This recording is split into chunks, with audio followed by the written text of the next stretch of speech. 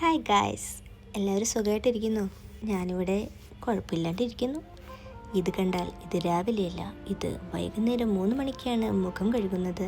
ഒരു ക്ഷീണിതമായ ദിവസമാണിന്ന്. എന്തോ ഒച്ചപ്പാട് കേട്ട് ഞാൻ ഏന്തി വലിഞ്ഞ് പുറത്തേക്ക് നോക്കി. അവിടെ ഒന്നും കാണുവാനില്ല. പക്ഷെ പുറത്ത് നല്ല ഗാനമേള നടക്കുന്നു. എവിടെ നിന്നാണെന്ന് അറിഞ്ഞുകൂടാ.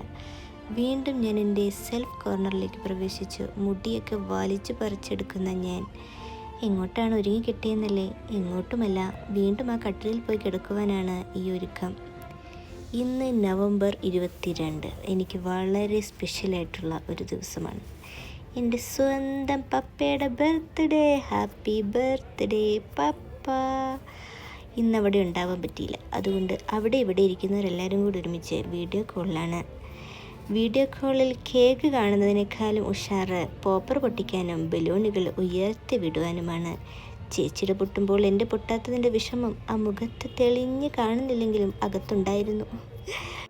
വിഷയത്തിൽ നിന്നും ഞാൻ തെന്നിമാറിയെന്ന് മനസ്സിലാക്കി സ്വയം കേക്കിലേക്ക് വീണ്ടും ശ്രദ്ധ കൊടുത്തു. എനിക്ക് കഴിക്കാൻ കിട്ടില്ലല്ലോ എന്നോർത്തിരുന്നപ്പോൾ പപ്പയാണ്ട് നീട്ടുന്നു കേക്ക്. എനിക്കല്ല, ഞങ്ങൾക്ക് എല്ലാവർക്കും വേണ്ടി. അതിനുശേഷം നമ്മളുടെ ക്യാമറമാൻ രംഗപ്രവേശനം. ഹേയ്, എന്താ ഇത്? താഴെ മാല പടക്കുമോ?